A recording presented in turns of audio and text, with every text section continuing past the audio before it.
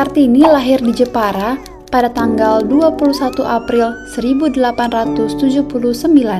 Ayahnya adalah Bupati Jepara.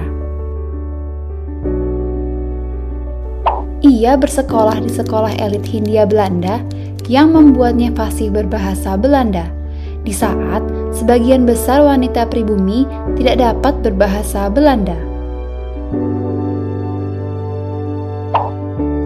Saat usianya 12 tahun, ayahnya melarangnya bersekolah karena usia Kartini sudah bisa dipingit menurut tradisi kala itu. Sejak saat itu, Kartini menghabiskan waktunya di rumah dan mulai menulis surat kepada sahabat Belandanya, Rosa Abendanon. Selain mengirimkan surat kepada teman-teman Belandanya, Kartini juga mengirimkan tulisan-tulisannya ke majalah wanita di Belanda. Ia juga mulai membaca koran Eropa tentang wanita-wanita di Eropa dan membaca buku-buku berbahasa Belanda seperti buku yang ditulis oleh Louis Couperus, Max Havelaar, dan Multatuli. Pada tahun 1898, Kartini berhasil memperkenalkan ukiran Jepara ke Eropa dengan mengirimkan karya pengrajin Jepara ke Pameran Nasional Karya Wanita di Den Haag. Hal ini menjadi pembuka perkembangan seni ukir Jepara. Karena keberhasilannya di pameran tersebut, setahun kemudian, Kartini mendirikan bengkel ukir di belakang pendopo kabupaten dan menerima pesanan dari Jepara, Belanda, dan negara lainnya. Pada tanggal 12 November tahun 1903, di usianya yang 24 tahun, Kartini dipaksa menikah dengan Bupati Rembang, Raden Adipati Djoyo-Diningrat. Setelah menikah, suaminya mendukung cita-cita Kartini untuk membangun sekolah wanita.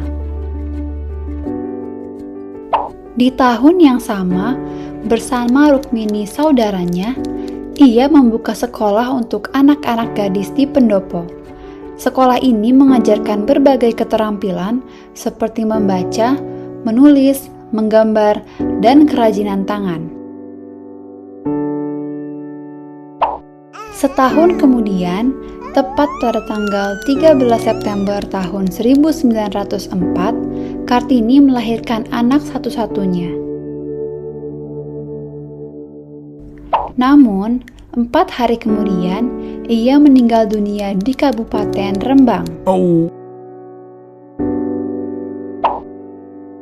Sahabatnya Abendanon lalu mengumpulkan surat-surat yang pernah dikirimkan oleh Kartini, dan pada tahun 1911 ia membukukannya dalam bahasa Belanda. Setahun kemudian, Abendanon dan orang-orang yang sepemikiran dengan Kartini membentuk sebuah komite dan mendirikan Yayasan Kartini. Yayasan tersebut berhasil membangun sekolah wanita pertama yang bernama Sekolah Kartini di Semarang. Di tahun 1922, Balai Pustaka menerbitkan buku Kartini dalam versi Melayu dengan judul Habis Gelap, Terbitlah Terang, Buah Pikiran. Bukunya juga mulai ditranslasi ke bahasa lain untuk mengingatkan sejarah perjuangan Kartini. Pada tanggal 2 Mei tahun 1964, Presiden Soekarno menetapkan R.A. Kartini sebagai pahlawan kemerdekaan nasional, dan hari lahir Kartini, yaitu 21 April, sebagai Hari Besar Nasional. Dan pada tanggal 30 Maret tahun 1975, Museum Kartini didirikan di Jepara. Museum tersebut berisikan benda-benda peninggalan Kartini dan juga warisan budaya.